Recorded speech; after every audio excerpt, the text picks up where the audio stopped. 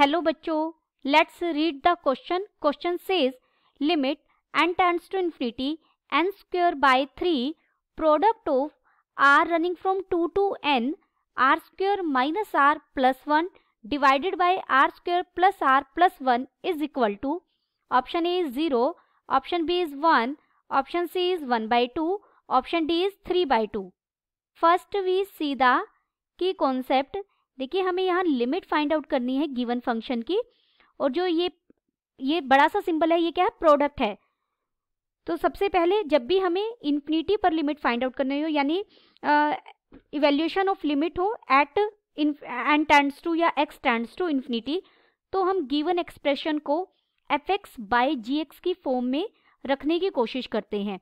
अगर फंक्शन दिया हुआ एक्सप्रेशन हमारा fx बाय gx की फॉर्म में हो तो हम क्या स्टेप फॉलो करते हैं. Taking highest power of x as a common in numerator and denominator. मतलब न्यूमरेटर और डिनोमिनेटर में से हम जो हाईएस्ट पावर है x की उसे एज अ कॉमन बाहर ले लेते हैं, और फिर हम कुछ रिजल्ट्स का यूज करते हैं. Limit x tends to infinity c by x raise to power n की फॉर्म बन जाए, जहाँ c कांस्टेंट है तो ये इसकी वैल्यू क्या आएगी, 0. और कहीं ऐसी फॉर्म बन रही हो limit x tends to infinity c फिर वही कांस्टेंट है तो ये इसकी वैल्यू क्या आ जाएगी, c, क्योंकि इंडिपेंडेंट ऑफ x है. x को इन्फिनिटी रखेंगे तो भी ये c ही रहेगा. इनका यूज करते हुए हम हमारे क्वेश्चन को सॉल्व करेंगे. अब हमें क्या दिया गया है, limit n tends to infinity n square by 3. ये प्रोडक्ट का सिंबल है, प्रोडक्ट ये मल्टीप्लिकेशन में ही है. r running from 2 to n, और अंदर क्या दिया गया है, r square minus r plus 1 divided by r square plus r plus 1.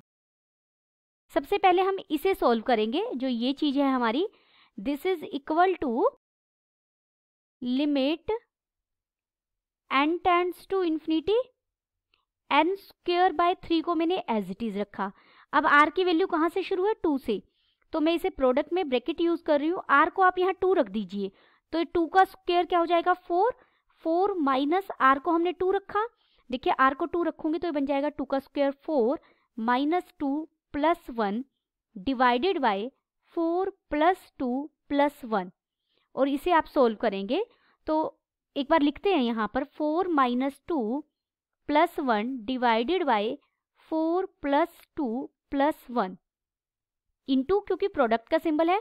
अब r को 3 रखेंगे तो ये बन जाएगा 9 minus 3 plus 1 divided bye 9 plus 3 plus 1 into, r को 4 रखेंगे तो ये बनेगा 16 minus 4 plus 1 divided bye 16 plus 4 plus 1. Summation आता है तो हम सम यूज करते हैं. प्रोडक्ट का सिंबल आए तो इन टर्म्स के बीच में क्या रहेगी, product. Up to dash dash ये सोन चलेगा.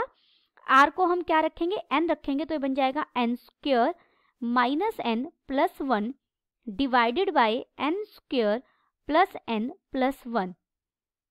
ये अप टू यहाँ सोन चल रहा है और ये यहाँ तक जाएगा, मल्टीप्लीकेशन में है ये सारा. दिस इज इक्वल टू, इसे मैं यहाँ लिख रही हूँ, limit n tends to infinity. देखिए ऊपर सबसे पहले है n स्क्वायर बाय 3, और अब ब्रैकेट वाला इसको आप सोल्व करेंगे तो ये बन जाएगा 3 बाय 7, और मल्टीप्लीकेशन में ये बन जाएगा 7 बाय 13, मल्टीप्लीकेशन में ये बन जाएगा 13 बाय 21 अप टू सोन. ये मल्टीप्लीकेशन में चलता रहेगा. लास्ट में ये बन जाएगा, यहाँ पर आप n को n-1 भी रख सकते हैं, तो ये बन जाएगा n-1 का square minus n-1 plus 1 divided bye n-1 का square plus n-1 plus 1. Multiplication में रहेगा n square minus n plus 1 divided by n square plus n plus 1. This is equal to, इसे एक स्टेप और लिखते हैं क्योंकि हम इस टर्म को n-1 वाली टर्म को सॉल्व करेंगे. Limit n tends to infinity ये बन जाएगा n स्क्वायर बाय 3 में यहाँ ये बन गया 3/7 into 7/13 into 13/21 into up to so on into ये टर्म बन जाएगी n square plus 1 minus 2n minus n plus 1 division में आएगा n square plus 1 minus 2n plus n और ये 1 से -1 यहाँ कट जाएगा और इनटू में रहेगा n square minus n plus 1 divided by n square plus n plus 1। अब देखिए इसे आप सोल्व करेंगे ना नीचे, तो ये n square minus n plus 1 ही बन जाएगा। तो इसे मैं ये सीधा यहाँ पर -2n और प्लस n को मैं क्या लिख रही हूँ, -n ही लिख रही हूँ।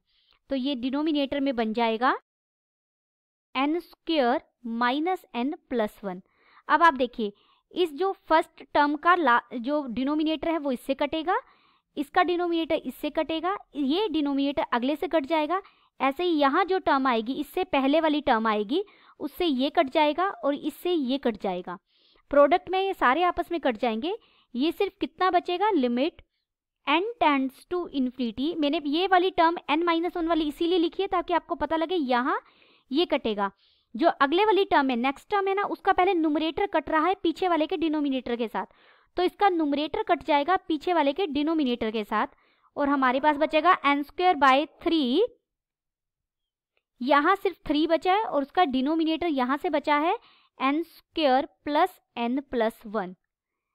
3 से 3 भी आप कट कर सकते हैं। तो ये इक्वल हो गया limit n tends to infinity n square divided by n square plus n plus 1। अब हम यहाँ पर ये इन्फिनिटी बाय इन्फिनिटी फॉर्म बन रही है, function fx by gx form का है, तो हम न्यूमरेटर और डिनोमिनेटर में से हाईएस्ट पावर कॉमन लेंगे। न्यूमरेटर में तो एक ही टर्म है यानी n स्क्वायर, वो खुद ही कॉमन है। डिनोमिनेटर से आप n स्क्वायर कॉमन ले लीजिए, अंदर बच जाएगा 1 plus 1/n plus 1/n square. n square से n स्क्वायर कट गया और अब आप n को इन्फिनिटी रखेंगे। जब n इन्फिनिटी को टेंड करेगा तो 1/n की लिमिटिंग वैल्यू क्या हो जाएगी, 0। तो ये बन जाएगा 1/1 और ये आ जाएगा 1। दिस इम्प्लाइज हमारी लिमिट कितनी आई, 1। तो कौन सा ऑप्शन सही हो गया, ऑप्शन बी इज करेक्ट।